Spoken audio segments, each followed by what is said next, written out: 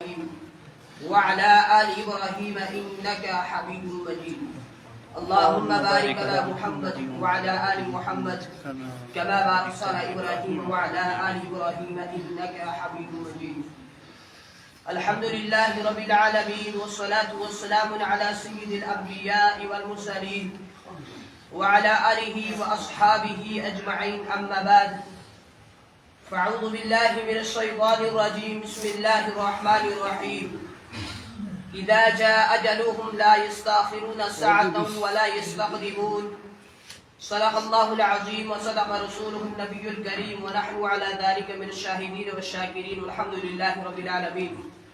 قال النبي صلى الله عليه وسلم: من كان آخر كلامه لا إله إلا الله دخل الجنة، اور كما قال علیہ الصلاۃ والسلام. محترم معزز بزرگ اور دوستوں اور معزز صاحبین کرام، السلام علیکم ورحمۃ اللہ وبرکاتہ. محترم حضرات، دنیا کے اندر ہدایت کا اور آخرت کے اندر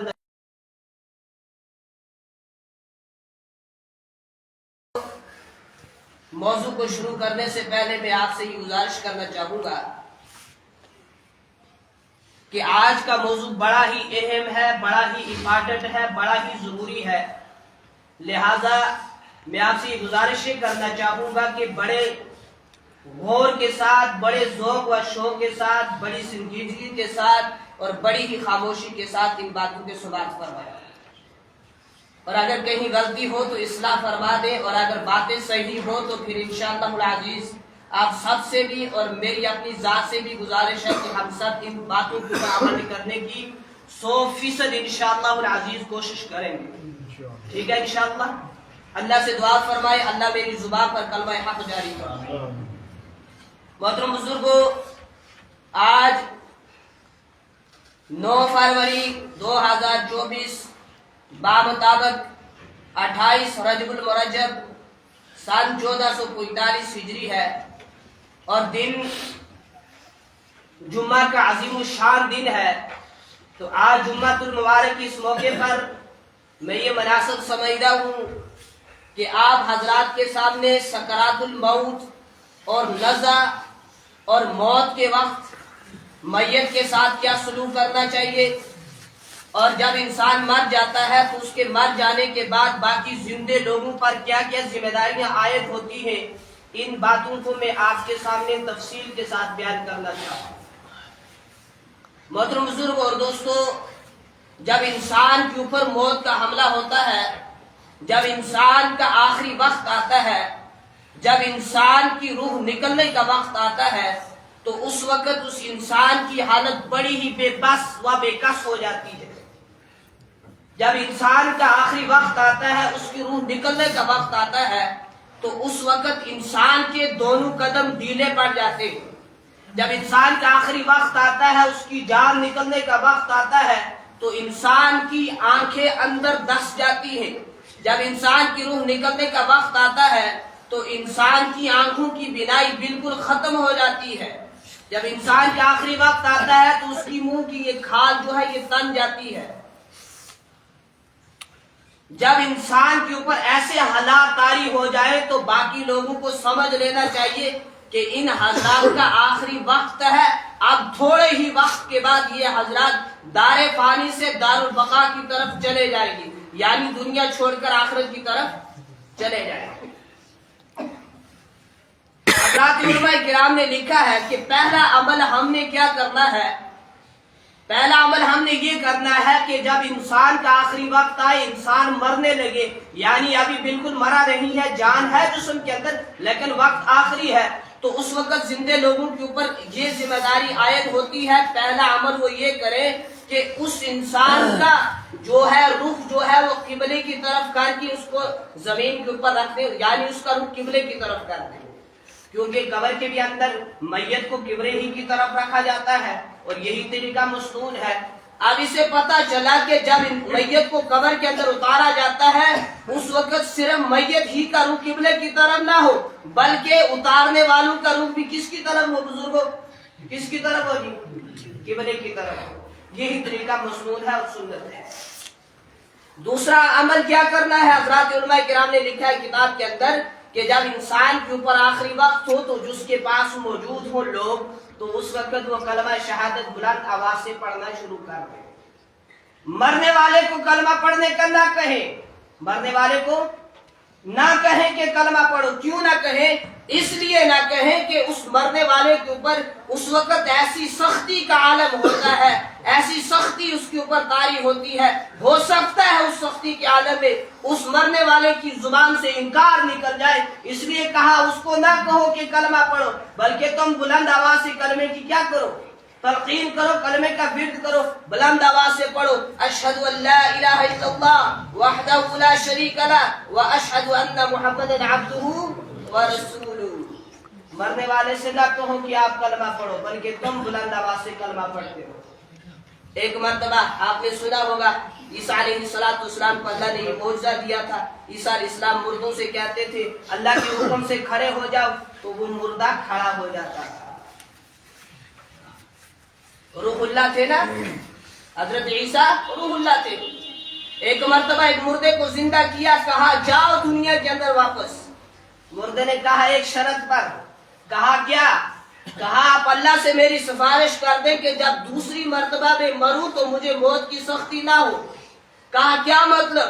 مرنے والے نے عیسیٰ علیہ السلام سے کہا حضرت مجھے مرے ہوئے 400 سال ہو چکے ہیں، 4 دن نہیں، 4 مہینے نہیں، 4 ہفتے نہیں، 4 گھنٹے نہیں، 4 منٹ نہیں، 4 سیکنڈ نہیں، 400 سال ہو چکے ہیں، اب بھی میری ہڈیوں کے اندر موت کی سختی کا درد ہے، اب بھی میں اس سختی کو اپنے جسم کے اندر، ہڈیوں کے اندر محسوس کر رہا ہوں، مجھے موت کی سختی دوبارہ نہ ہو۔ یہ شرط اللہ سے آپ اس کی سفارش کر دیں، میں پھر واپس دنیا میں جاؤں گا۔ کہنے کا مقصد اور مدعا یہ ہے بزرگوں کہ موت کی سختی بڑی سختی ہوتی ہے۔ وہ آپ نے سنا ہوگا ہمارے یہاں پہاڑی میں کہتے ہیں جس چولہے میں آگ بلتی ہے اسی چولہے کو پتہ ہوتا ہے، تو موت جس کے اوپر آتی ہے اسی کو پتہ ہوتا ہے کہ اس کے اوپر کیا گزر رہی ہے۔ تو تم کیا کرو؟ تم اس کے پاس بیٹھ کر کلمہ شہادت بلند آواز سے پڑھتے رہو۔ اس کی یہ فضیلت ہے، اس کی عظمت ہے۔ جب باقی لوگ بلند آواز سے پڑھیں گے انشاءاللہ اس کی زبان پر بھی کلمہ جاری ہو جائے گا۔ نبی علیہ السلام کا فرمان ہے جس شخص نے آخری وقت میں لا الہ الا اللہ پڑھا وہ شخص جنت پہ جائے گا، یعنی کلمہ جنت کی ضمانت ہے۔ اور فرمایا اپنے اس مردے بھائی کے پاس سورہ یاسین کی تلاوت کرو، سورہ یاسین کی تلاوت کرو، اس سورہ یاسین کو پڑھو۔ اللہ کے نبی کا فرمان ہے جس میت کے پاس سورہ یاسین کی تلاوت کی جاتی ہے اس مرنے والے کے پاس اس کے سرانے جب سورہ یاسین پڑھی جاتی ہے تو اس کی بدولت سے اللہ رب العزت اس میت کے اوپر آثار فرماتے ہیں۔ لیکن علامہ اقبال رحمۃ اللہ علیہ کے ایک شاعر ہے جس کا مطلب یہ ہے کہ تم نے اس قرآن سے مرنا ہی سیکھا، کاش اس قرآن سے جینا سیکھا۔ تم نے قرآن سے مرنا سیکھا۔ فرمایا کہ جب میت کا آخری وقت آ جائے، تمہارے کسی کے عزیز کی جسم کے اندر روح اٹک جائے تو تم کہتے ہو سورہ یاسین پڑھو، نکلنے میں روح آسانی ہو۔ فرمایا اس میں شک نہیں ہے کہ روح آسانی سے نہیں نکلے گی، فرمایا نکلے گی، لیکن تمہاری عقلوں پر افسوس ہے کہ تم نے قرآن سے مرنا ہی سیکھا، کاش اس قرآن سے جینا سیکھا ہوگا۔ یعنی ہم نے قرآن کے ساتھ اتنا ہی تعلق رہ گیا، جب مر جائے تو کوئی کہا مولوی صاحب سے کہو اپنے شاگرد مدرسے کے بچے ساتھ لے آؤ، قرآن خوانی کرنی ہے۔ قرآن کے ساتھ امت کا اتنا ہی تعلق رہ گیا۔ جب ہمارے گھر کے اندر کس کی روح اٹک جائے جسم کے اندر تو کہتے ہیں بلا لاؤ امام صاحب کو، سورہ یاسین پڑھے تاکہ روح نکلنے میں آسانی ہو۔ افسوس کاش ہم نے قرآن سے مرنے کے بجائے جینا سیکھا ہوتا تو ہماری زندگی تبدیل ہو جاتی۔ تیسرا عمل حضرات علماء کرام نے یہ لکھا ہے کہ جب مسلمان مرنے والے کی جسم سے روح بالکل نکل جاتی ہے، روح پرواز کر جاتی ہے، تو تیسرا عمل زندے لوگوں نے یہ کرنا ہے کہ اس کے جو ہے اس کا منہ جو ہے یعنی ایسے پٹی کے ساتھ اور اس کے ساتھ کپڑے وغیرہ کے ساتھ باندھ دینا ہے تاکہ اس کے منہ کے اندر اور ناکوں کے اندر ناک کے اندر روئی رکھ دینی ہے تاکہ نہ منہ کے اندر نہ ناک کے اندر کچھ کیڑا وغیرہ جائے یا کچھ مچھر اندر جائے یا مکھی وغیرہ جائے یا گند غبار داخل ہو. اور فرمایا کہ اس کے جو ہے پاؤں کے جو ٹخنے وہ ہے جو کیا بولتے ہیں انگوٹھے ان کو باندھ دیا جائے تاکہ ٹانگیں پھیلے نہ اور پیٹ کے اوپر کچھ وزنی چیز رکھ دی جائے تاکہ پیٹ بھی پھیلے نہ. درِ مختار اور عالمگیری کے اندر لکھا ہوا ہے کہ جس کپڑوں کے اندر میت نے وفات پائی ہے یعنی جو کپڑے اس نے پہنے تھے اور مر گیا فرمایا ان کپڑوں کو بھی اتار دیا جائے اور اس میت کے جسم کے اوپر ایک چادر ڈال دی جائے. بزرگوں اس بات کو سننے کے بعد آپ اندازہ لگاؤ کہ یہ دنیا کتنی بے وفا ہے, یہ اولاد کتنی بے وفا ہے, یہ گھر والے کتنے بے وفا ہیں, یہ دنیا والے کتنے بے وفا ہیں. جس اولاد کی خاطر باپ نے نہ رات دیکھی نہ دن دیکھا نہ صبح دیکھی نہ شام دیکھی نہ گرمی دیکھی نہ سردی دیکھی نہ اور کچھ دیکھا, نہ حلال کی پہچان کی نہ حرام کی پہچان کی, لگا رہا اس اولاد کے لیے, اس اولاد کو گوا کر دیتا رہا. ایک وقت آیا کہ اولاد نے اس کے جسم کے اوپر جو کپڑے تھے جو لباس تھا اس کو بھی اکھاڑ کر اتار دیا اور اپنے ابا کو ننگا کر کے اس کے جسم کے اوپر ایک چادر ڈال دی. دیکھو یہ دنیا کتنی بے وفا ہے. تو پھر اس بے وفا دنیا کے خاطر اپنے وفا والے رب کے ساتھ کیوں ہم بے وفائی کرتے ہیں؟ پھر اس بے وفا دنیا کے خاطر اپنے وفا والے نبی کے ساتھ ہم کیوں بے وفائی کرتے ہیں؟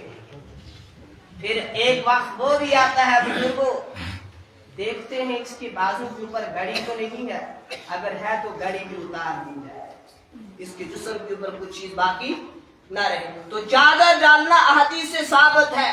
اما عائشہ رضی اللہ تعالی عنہا فرماتی ہے جب آپ صلی اللہ علیہ وسلم کا وصال ہوا تو آپ صلی اللہ علیہ وسلم کے جسد اطہر کے اوپر یمنی ایک چادر ڈالی گئی تھی. جب ہمارا مسلمان بھائی دار فانی سے دار البقا کی طرف کوچ کر جائے, رخصت ہو جائے, چلا جائے, تو اس کے بعد ہم نے کیا کرنا ہے؟ ہم نے اس کے غسل میں, اس کے کفن میں, اس کے دفن کے اندر انتظامات کے اندر اپنا ہاتھ بٹانا ہے, مدد کرنی ہے. لیکن یہاں یہ ہوتا ہے جس کا کوئی مر جاتا ہے اسی ایک کو فکر ہوتی ہے, اسی کو کفنانے کی, دفنانے کی, نہلانے کی فکر ہوتی ہے. حالانکہ یہ مسلمان ہر ایک انسان کے ساتھ تو یہ حملہ ہوگا, موت کا حملہ ہوگا, یہ حادثہ ہر ایک کے ساتھ پیش آنا ہے. ہر ایک مسلمان کو اس کی فکر ہونی چاہیے کیونکہ تمام مسلمان آپس میں کیا ہے بزرگوں؟ بھائی بھائی ہیں. قرآن کہتا ہے انما المؤمنون اخوہ, ایمان والے آپس میں بھائی بھائی ہیں. تو حقیقت میں ہماری زبان سے بھی اقرار ہے کہ مسلمان بھائی بھائی ہیں, تو پھر ہم اپنے بھائی کے پیچھے کیوں لگے ہوئے ہیں؟ اس نے عمارت بنا لی, میں رہ گیا, اس نے گاڑی خرید لی, میرے پاس نہیں ہے, اس کے پاس یہ چیز آ گئی, میرے پاس نہیں ہے. بھلا بھائی بھائی کبھی کسی کا برا چاہتا ہے؟ نہیں چاہتا. تو ہم کیوں ایک دوسرے کے پیچھے پڑے ہوئے ہیں؟ اس نے ایک خریدی ہے, میرے پاس دو ہونی چاہیے. اس کا ایک چھوٹا سا مکان ہے, میں بڑا بناؤں گا. کاش یہی غیرت اگر دین کے معاملے میں بھی ہوتی کہ میرا مسلمان بھائی صرف فرض ہی کی پابندی کرتا ہے, میں نوافل کی پابندی کروں گا, مجھ سے عبادت کے اندر بڑھنے کی کوشش کروں گا. میرا بھائی صرف فرض پڑھنے کی پابندی کرتا ہے, میں رات کو تہجد پڑھوں گا, مجھ سے عبادت کے اندر آگے بڑھ جاؤں. مگر یہاں دوڑ نہیں ہے, دوڑ ہے دنیاوی کاموں کے پیچھے, دوڑ ہے دنیا کے پیچھے, دوڑ ہے دنیا کو حاصل کرنا. اس نے یہ چیز خرید لی, میں نے نہ خرید لی, اگر اس کے پاس ایک ہے تو میں دو خریدوں گا. اسی وجہ سے تو ہم پیچھے رہ گئے.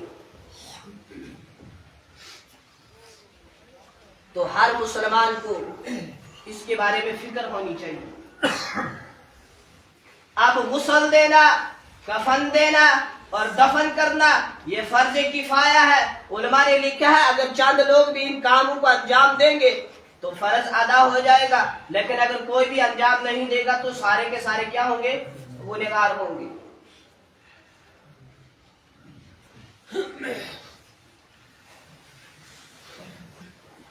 پہلے تو ہمارے گھر کے اندر کوئی مر جاتا ہے تو ہم دوڑ لگاتے ہیں، فلانے صاحب کو بلاؤ، یا مسجد کے مولوی صاحب کو بلاؤ، یا مسجد کے مؤذن کو بلاؤ۔ کیوں بلاؤ جی؟ اس کو غسل دینا ہے، ہمارے گھر کے اندر کوئی مر گیا ہے۔ کیا یہ لوگ غسل دینے کے لیے لائے ہیں؟ ان کے ذمہ تو اور بھی بہت ساری خدمات ہیں۔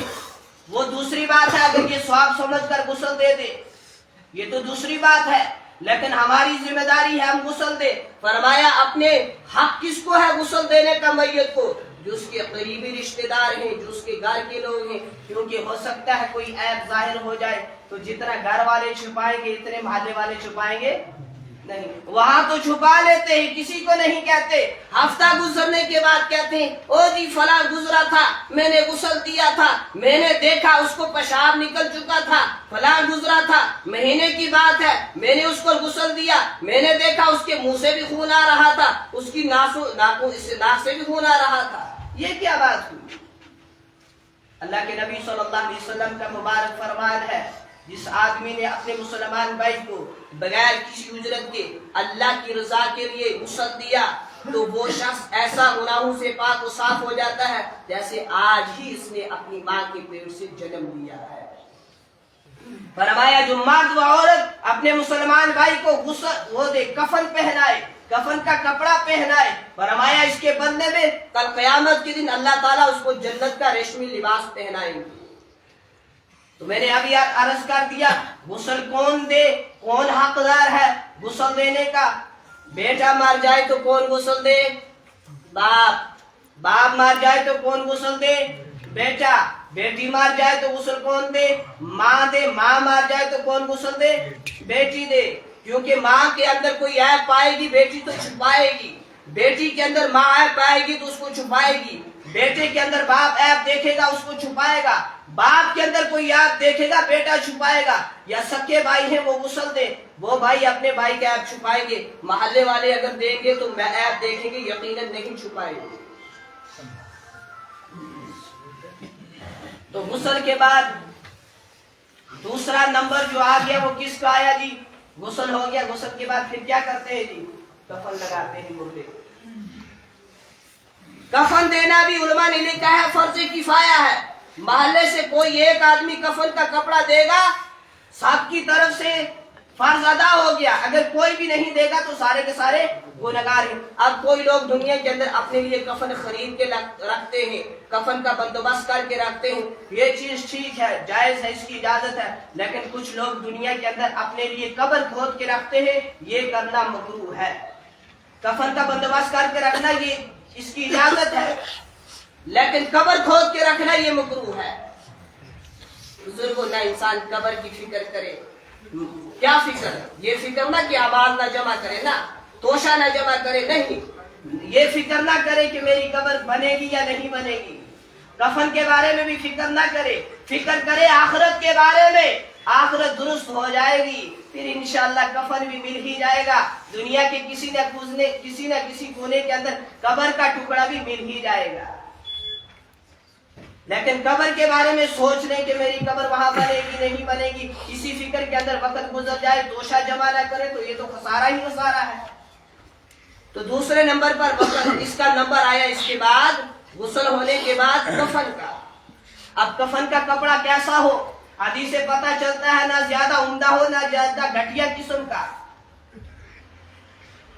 اور کفن کا رنگ کیسا ہو؟ سفید ہو۔ آپ نے پوری دنیا کے اندر پھرنے کے بعد اس چیز کا تجربہ کر کے دیکھ لیں، آپ کو دنیا کے اندر کبھی ایسا نہیں ملے گا کہ مردے کو کفن دیا گیا ہو کسی اور رنگ کا، بلکہ سفید ہی رنگ کا آپ کو ملے گا۔ تو فرمایا نبی علیہ السلام نے، حضرت عباس کی روایت ہے کہ تم اچھے کپڑے تم سفید کپڑے پہنا کرو، یہ تمہارے لیے اچھے ہیں، اور سفید ہی کپڑوں کے اندر اپنے مسلمان بھائیوں کو کفن دیا کرو۔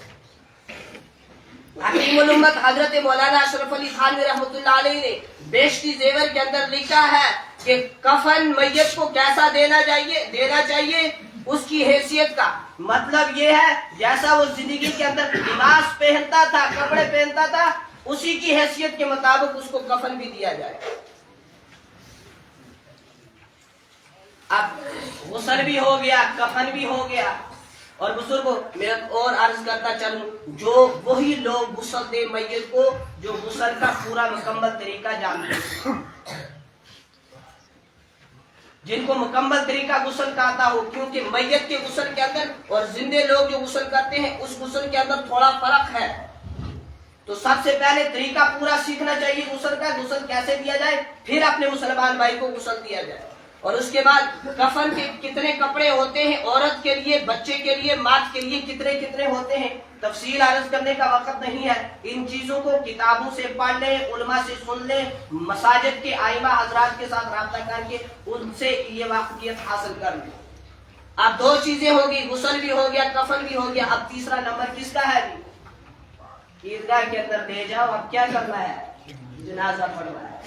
ہماری زندگی کی ابتدا، ہم جب پیدا ہوئے تھے ہمارے کان کے اندر، دائیں کان کے اندر اذان ہو چکی تھی، بائیں کان کے اندر اقامت بھی ہو چکی ہے۔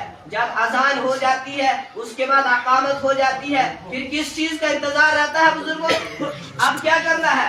نماز پڑھنی ہے۔ تو گویا اب اذان کا اور اقامت کا انتظار نہیں ہے، اذان بھی ہو چکی ہے، اقامت بھی ہو چکی ہے، اب جنازہ پڑھنا ہے، اب نماز پڑھنے کی باری آئی ہے۔ تو اس کے بعد نمبر آتا ہے نماز جنازہ۔ نماز جنازہ کون پڑھائے؟ جو وقت کا بادشاہ ہے، حاکم ہے، اگر مسلمان ہے تو وہ پڑھائے، اگر وہ موجود نہیں ہے تو جنازہ کون پڑھائے؟ جو قاضی صاحب ہے وہ پڑھائے، اگر قاضی موجود نہیں ہے تو کون پڑھائے؟ مسجد کا، جامعہ کا خطیب پڑھائے، اگر خطیب بھی موجود نہیں ہے تو پھر کون پڑھائے؟ پھر کون پڑھائے؟ مسجد کا امام پڑھائے، اگر وہ بھی نہیں ہے تو جو گھر کا وارث ہے وہ پڑھائے۔ نماز جنازہ کے اندر دو فرض ہے، پہلا ہے 4 تکبیریں کہنا، دوسرا فرض ہے قیام کرنا یعنی سیدھا کھڑا ہونا۔ اور نماز جنازہ کے اندر سنتیں ہیں 4۔ پہلی سنت ہے امام کا میت کے سینے کے سامنے کھڑا ہونا، دوسری سنت ہے ثنا پڑھنا، تیسری سنت ہے درود شریف پڑھنا، اور چوتھی سنت ہے دعا پڑھنا۔ اور نماز جنازہ کے اندر کیا کیا پڑھا جاتا ہے، کیسے تکبیریں کہی جاتی ہیں، کیسے دعائیں پڑھی جاتی ہیں، یہ ساری کی ساری دعائیں ایک مسلمان کو آنی چاہیے۔ بسا اوقات کیا ہوتا ہے، وہاں نماز جنازہ کی تیاری ہے، وہاں کھڑے ہیں ہم جنازہ ادا کرنے کے لیے، نماز جنازہ ادا کرنے کے لیے، پیچھے سے ایک صاحب دوسرے کو پوچھتا ہے دعا کیسے پڑھتے ہیں، ثنا کیسے پڑھتے ہیں، درود شریف کیسے پڑھتے ہیں، سلام کیسے پھیرنا ہے، کتنی تکبیریں ہیں، کیا کرنا ہے؟ پہلے کہاں تھی؟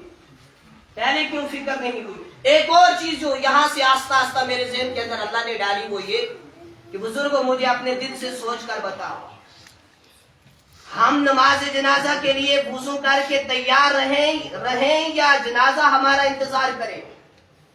کیا ہو، ہم تیار رہنے چاہیے یا جنازہ ہمارا ویٹ کرے؟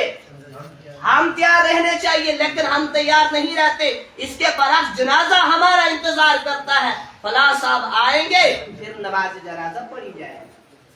اس سے پہلے ہم کہاں سوئے ہوتے ہیں، کہاں کھوئے ہوتے ہیں؟ پہلے ہی جب ہم نے پتہ چل گیا، غسل ہو گیا، اب جنازے کو لے آئے، کہاں لے آئے؟ جنازے گاہ کی طرف لے آئے، تو ہم نے پہلے ہی سے وضو کر کے تیار رہنا ہے، اچھے طریقے سے تیار رہنا ہے، اور پہلے ہی جنازے گاہ کے اندر پہنچ کر آنے والی میت کا انتظار کرنا ہے۔ لیکن ہمارے یہاں یہ رواج نہیں ہے، بزرگوں ناراض نہ ہو جائے، میت ہمارا انتظار کرتی ہے۔ یہاں سے میت دوسری قبر ہماری مسجد کے پاس عیدگاہ کی طرف، پھر لوگ دوڑتے ہیں وضو خانوں کے پاس وضو کرنے کے لیے۔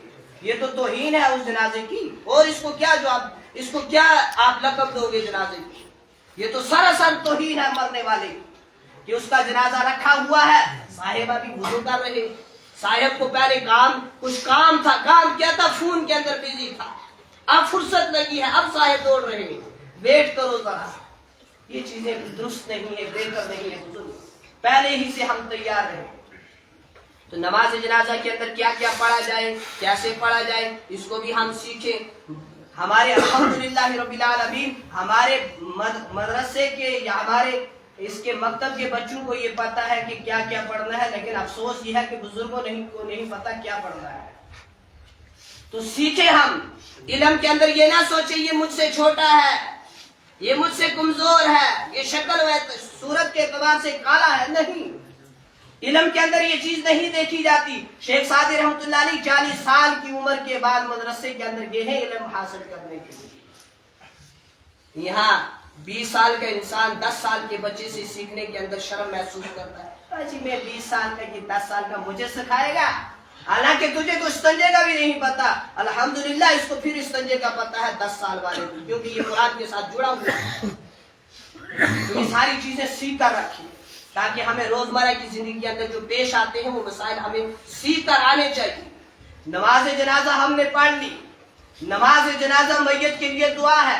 نماز جنازہ کیا ہے؟ میت کے لیے دعا ہے.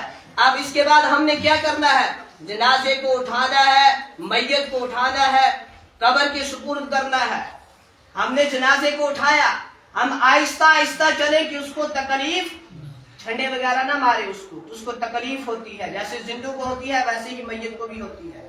آہستہ آہستہ چلے، کندھے بدلتے رہیں اور پھر آہستہ آہستہ چلے. پھر میت کو لائے قبر کے پاس.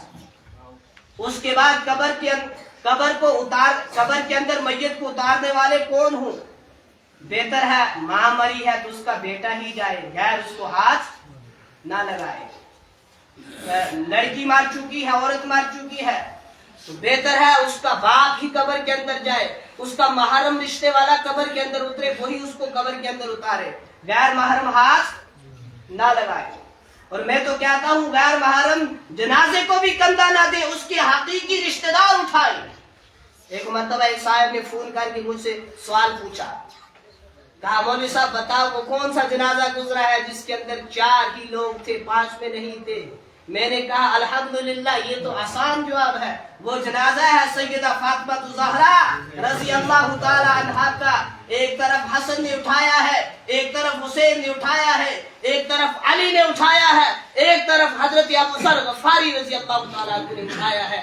4 ہی آدمی تھے جنازے کے اندر سیدہ فاطمہ الزہرا رضی اللہ تعالی عنہا کے، 5واں کوئی نہیں تھا. اور کہا تھا علی میرے جنازے کو رات کو اٹھانا تاکہ کوئی غیر محرم مجھے نہ دیکھے. اور بزرگوں میں تو کہتا ہوں اگر اس کی جنازے کی 3 ہی سائیڈ ہو نا، اگر چوتھی فار ایگزامپل یہ 4 ہے تو 3 ہی تھے کہ 3 ہی بندے اس کو اٹھاتے تو یقین مانو پھر ابو ذر غفاری بھی وہاں نہ ہوتے، پھر 3 ہی ہوتے. کون کون؟ حسن ہوتے، حسین ہوتے جو بیٹے ہیں حضرت فاطمہ الزہرا کے، اور علی ہوتے جو شوہر حضرت فاطمہ الزہرا رضی اللہ تعالی عنہا کی. اگر 3 ہی اٹھاتے تو پھر ابو ذر بھی غفاری وہاں نہ ہوتے، پھر جنازے کے اندر 3 ہی آدمی ہوتے. یا ہمارے عورت مری ہوئی ہے، ہم نے اس کو رکھا ہوا صحن کے اندر، غیر محرم بھی دیکھ رہا ہے. جی آپ کیوں دیکھتے ہو؟ جی میری تائی لگتی ہے. آپ کیوں دیکھتے ہو؟ میری نانی کی بہن لگتی ہے. آپ کیوں دیکھ رہے ہو؟ میری ماسی لگتی ہے. آپ کیوں دیکھ رہے ہو؟ میرے باپ کی فلاں فلاں لگتی ہے. بزرگوں بدلے ہم کب بدلیں گے؟ کب بدلیں گے؟ کب ہمارے اندر تبدیلی آئے گی؟ اتنا کچھ ہونے کے باوجود چاروں طرف بیانات ہیں، موبائلوں پر بیانات، ٹی ویوں پر بیانات، مسجدوں کے اندر سے بیانات، ہر اجتماع کے اندر سے بیانات، لیکن ہمارے اندر تبدیلی نہیں آ رہی ہے. پتہ نہیں کیسے پتھر دل پھٹے ہمارے جسم کے اندر، اتنا کچھ ہونے کے باوجود تبدیلی نہیں آتی، پھر بھی ہم کھڑے ہیں دیکھنے کے لیے. تو خیر اللہ سے دعا ہے اللہ دین کی صحیح سمجھ عطا فرمائے. باتوں میں سے باتیں لمبی ہو رہی ہیں، جو میں عرض کر رہا تھا ضروری باتیں وہی سماعت فرماتے جائیں. تو خیر ہم میت کو لے کر گئے قبر کے پاس. قبر کے اندر ہم سب سے پہلے اترنے والے محرمی رشتہ دار اترے میت کو قبر کے اندر رکھنے کے لیے، اور اپنا رخ کہاں کر لیں؟ اتر ڈنے دار یا قبلے دار؟ قبلے کی طرف. یہاں تو بہت سال پہلے تو ادھر مڑ کر رخ کر کے اتارا جاتا تھا میتوں کو. یہ ایک صاحب ہیں ہمارے دچی کے، اللہ ان کو جزائے خیر عطا فرمائے، جنہوں نے اس چیز کے اندر سٹیپ اٹھایا. کہا کہ یہ تو سنت طریقہ ہے، میت کو اتارنے والے جو حضرات ہیں ان کا رخ بھی قبلے کی طرف ہو. تو جب انہوں نے پہلی مرتبہ یہ بات کی نا بزرگوں، بہت سارے لوگوں نے باتیں کی، کہا نئے مولوی آگے، آج تک ہم ادھر مڑ کر اتارتے رہے، آج کہتے ہیں ادھر مڑ کر اتارو. بزرگوں دین کی صحیح بات اگر کسی نے کہی ہے تو مت دیکھو یہ کون ہے، بلکہ یہ دیکھو بات اس نے ٹھیک کی ہے. تحقیق کر لیا کرو جہاں تک ہو سکے. اگر تحقیق کرنے کے بعد پتہ چل جائے یہ بات ٹھیک ہے تو پھر اس کو تسلیم کرنا ہی کرنا ہے. تو خیر اللہ ان کو جزائے خیر عطا فرمائے، انہوں نے اس چیز کے اندر سٹیپ اٹھایا. اس کے بعد الحمدللہ جو بھی جنازے اترتے ہیں اللہ کا فضل ہے. بزرگوں میں آپ کو مبارک بھی دینا چاہوں گا، آپ بہت اچھے ہیں، سمجھدار ہیں، علم والے بھی ہیں کہ آپ ہم جو چیز آپ سے کہتے ہیں آپ اس کے اوپر کھڑے ہو جاتے ہیں کرنے کے لیے. آپ ہمارا ساتھ دیتے ہیں، ایسا نہیں ہے کہ نہیں دیتے، تعاون کرتے ہیں. مسجد کے ساتھ تعاون کیا، مدرسے کے ساتھ تعاون کیا، اور ہم جو کہتے ہیں انشاءاللہ العزیز آپ سے امید ہے آپ ہمارے ساتھ کھڑے رہتے ہیں. اللہ آپ کو جزائے خیر عطا فرمائے. تو خیر اتارنے والوں کا رخ بھی کس کی طرف ہو؟ قبلے کی طرف ہو. پھر جب ہم نے میت کو قبر کے اندر رکھ دیا اس کے بعد ہم نے قبر بند کی. اب قبر کے اوپر مٹی ڈالنی ہے. مٹی کیسے ڈالنی ہے؟ نبی علیہ الصلوۃ والسلام 3 مٹھیاں بھر کے قبر کے اوپر مٹی کی ڈالتے تھے. جب پہلی مٹھی ڈالتے تھے منہا خلقناکم پڑھتے تھے، دوسری ومنہا نخرجکم، تیسری تارۃ اخری، منہا خلقناکم وفیہا نعیدکم ومنہا نخرجکم تارۃ اخری. 3 مٹھیاں ڈالتے تھے. اور قبر کے اوپر پانی چھڑکنا بھی ثابت ہے. جب حضرت محمد عربی صلی اللہ علیہ وسلم کے بیٹے حضرت ابراہیم دنیا سے گئے ان کی قبر پر نبی علیہ السلام نے پانی چھڑکا تھا. قبر ہوگی بند، مٹی ہم نے ڈال دی، اس کے بعد ہم نے اس کے لیے دعا کرنی ہے. دعا اتنی دیر تک کرنی ہے کہ جتنی دیر تک اونٹ کو ذبح کیا جاتا ہے، اس کا گوشت تقسیم کیا جاتا ہے، بانٹا جاتا ہے، اتنی دیر تک ہم نے اپنے مسلمان بھائی کی قبر کے اوپر کھڑے ہو کر دعا کرنی ہے، فاتحہ پڑھنی ہے، استغفار اس کے لیے کرنا ہے، اشارے ثواب کرنا ہے. اس کے بعد کیا کرنا ہے؟ یہ مسئلہ بھی ہو گیا، غسل بھی ہو گیا، کفن بھی ہو گیا، جنازہ بھی ہو گئی اور دفن بھی ہو گیا. اب اس کے بعد ایک چیز اور ہے، پھر انشاءاللہ بات کو ختم کریں گے. وہ یہ چیز ہے ہمارے گھر کے اندر جو آئے ہوئے مہمان ہیں ہم نے ان کا احترام کرنا ہے، ہم نے ان کا ادب کرنا ہے. جو ہمارے گھر کے اندر آئے ہیں وہ کیسے کرنا ہے؟ جو گھر کے اندر موجود ہیں، جس کے گھر کے اندر فوتگی ہوئی ہے، ان کے بھی کھانے پینے کا بندوبست کرنا ہے. کیسے کرنا ہے؟ آئیے ہم اسے شریعت ہی سے سنتے ہیں.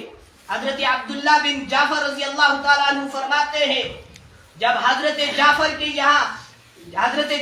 یہاں اس دنیا سے گئے رضی اللہ تعالیٰ عنہ، تو جب حضرت جعفر رضی اللہ تعالیٰ عنہ کی وفات کی خبر جناب رسول اکرم صلی اللہ علیہ وسلم کو پہنچی تو آپ صلی اللہ علیہ وسلم نے اپنے اہل بیت سے، اپنے گھر والوں سے کہا کھانا تیار کرو، جعفر کے یہاں فوتگی ہوئی ہے، اس کو صدمہ پہنچا ہے، اس کے یہاں کھانا بھیجنا ہے.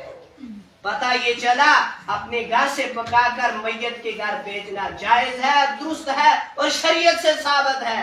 یہ کمیٹیاں غیر شرعی ہے، یہ کمیٹیاں بنانا شرعاً جائز نہیں ہے. جو چیز جائز تھی ہم نے اس کو چھوڑ دیا، جو چیز جائز نہیں ہے ہم نے اس کو تھام لیا. پھر ہم کہتے ہیں یا اللہ اتنے عرصے سے دعائیں مانگتے ہیں پتہ نہیں قبول کیوں نہیں ہوتی. بزرگوں ہم نے اپنے پاؤں کے اوپر خود ہی کلہاڑی ماری ہے. تو پتہ یہ چلا آج کے بعد کیا کریں گے؟ اپنے گھر سے بنائیں گے، میت کے گھر کھانا بھیجیں گے اور اس چیز کے اندر مشورہ کر لیں. بس اوقات یہ ہوتا ہے سارے بھیجتے ہیں تو کھانا ڈھیر لگ جاتا ہے. بس اوقات ایک سوچتا ہے فلاں لے جائے گا، دوسرا سوچتا ہے فلاں لے جائے گا، کوئی بھی نہیں لیتا تو بیچارے گھر والے بھوکے رہتے ہیں. مشورہ کر لیں، صبح ایک لے جائے، دن کو ایک لے جائے، شام کو ایک لے جائے تو بات ہی ختم. ہم نے اپنے لیے دین کو خود زبردستی بنایا ہے. کل پرسوں ایک صاحب ملے، کہنے لگے آپ کو اللہ جزائے خیر دے، آج ہم کو پتا چلا آپ چہارم کس لیے بند کیا کرتے تھے، اس سے تو انسان کے اوپر بہت لوڈ پڑ جاتا تھا. ہم نے کہا اللہ کا شکر آپ کو تو سمجھ آئی. بزرگوں ہم نے شریعت کو، دین کو اپنے لیے خود کیا کیا ہے؟ مشکل بنایا ہے. یہ مشکل نہیں ہے. تو بزرگوں کافی باتیں تھی جو عرض کرنے کی رہی. اس کے بعد تعزیت کے اوپر جائے، صرف ایک مرتبہ جائے. اس کے بعد جتنا ہو سکے مرنے والے کے لیے ایثار ثواب کرتے رہے، دعا کرتے رہے، فاتحہ کرتے رہے. دیکھیں نا جب ہمارے گھر کے اندر سے ہمارا بچہ طالب علم ہے، گھر سے پیپر دینے کے لیے جاتا ہے تو گھر کے اندر سے ماں بھی، باپ بھی، بھائی بہن، بھتیجے سارے بیٹھ کے جھولیاں اٹھا کر دعائیں کرتے ہیں کہ ہمارے بچے کا پرچہ پیپر آسان ہو جائے. یہ دنیا کے پیپر ہیں، بالکل آسان ہے. اگر ایک سال فیل ہو گیا بچہ تو دوسرے سال پاس ہو جائے گا، لیکن آخرت کے اندر جو فیل ہو گیا تو ہمیشہ کے لیے فیل. مجھے بتاؤ یہ دنیا کا پرچہ مشکل ہے یا قبر کے اندر منکر نکیر کے سوال؟ ہاں تو پھر جب مر گیا بندہ تو اس کے لیے سب سے ضروری اور اہم جو بنیادی چیز ہے وہ نہ نیازیں ہیں نہ کچھ اور ہے، وہ ایک ہی چیز ہے، وہ ہے فاتحہ، وہ ہے ایصال ثواب۔ ایک بزرگ رحمت اللہ علیہ فرماتے ہیں میں مکہ المکرمہ کی قبرستان سے گزر رہا تھا، رات کا وقت ہوا، میں ایک قبر کے پاس بیٹھا وہیں سو گیا۔ جب میں سویا تو مجھے آنکھ لگی، میں نے خواب کے اندر دیکھا اس قبرستان کے اندر جتنے لوگ تھے جو مرے ہوئے دفن کیے گئے تھے وہ سارے باہر نکلے ہوئے ہیں اور انہوں نے حلقہ بنایا ہوا ہے، بیٹھ کر آپس میں کچھ چیز تقسیم کر رہے ہیں۔ تو میں نے پوچھا کیا قیامت قائم ہوگی جو آپ قبروں سے باہر نکل آئے؟ کہا نہیں، ایک ہمارے رشتہ دار نے، ہمارے ایک عزیز نے، ایک ہمارے مسلمان بھائی نے ہمیں قل هو اللہ احد پڑھ کی ایصال ثواب کیا ہے، سال ہو گیا ہم ایسے ہی حلقہ لگائے ہوئے بیٹھے ہیں اور اس قل هو اللہ احد سورت کے ایصال ثواب کو آپس میں تقسیم کر رہے ہیں۔ ایک اور فرماتے ہیں ایک آدمی کا انتقال ہوا، جب وہ مر گیا تو کسی نے خواب کے اندر دیکھا، پوچھا حضرت کیسی گزری، اللہ نے کیا سلوک کیا آپ کے ساتھ؟ کہا کہ میری نیکیاں بھی تولی گئی اور میری برائیاں بھی تولی گئی، جب ان کا وزن کیا گیا تو میری برائیاں زیادہ نکلی، برائیوں والا پلڑا جھک رہا تھا۔ اتنے میں کیا ہوا، ایک تھیلی آئی جس کے اندر مٹی تھی ایک مٹھی، وہ آ کر میری نام اعمال کے اندر گرتی ہے اور میرا نیکیوں والا پلڑا جو تھا وہ بھاری ہو گیا۔ جب میں نے کھول کر وہ تھیلی دیکھی کہ اس کے اندر ہے کیا چیز، تو میں نے دیکھا اس تھیلی کے اندر مٹی کی وہی ایک مٹھی تھی جو میں نے اپنے مسلمان بھائی کی قبر کے اوپر ڈالی تھی۔ تو بزرگوں، ہم لوگ غسل کے اندر بھی، کفن دینے کے معاملے میں بھی، نماز جنازہ پڑھنے کے معاملے میں بھی اور قبر کے اوپر مٹی ڈالنے کے معاملے میں بھی شرکت کریں۔ پتہ نہیں اللہ کو کون سی ادا پسند آ جائے، اللہ ہمارا بیڑا پار کر دے۔ اللہ سے دعا ہے اللہ ہر مسلمان کا بیڑا پار کرے۔ اللہ رب العزت سے دعا ہے جو کہا گیا جو سنا گیا اللہ پاک قبول فرمائے، ہم سب کو ان باتوں کے اوپر عمل کی توفیق نصیب فرمائے اور ہم سب کو شریعت اسلامیہ کے اوپر چلنے کی توفیق عطا فرمائے۔ وآخر دعوانا الحمد للہ رب العالمین۔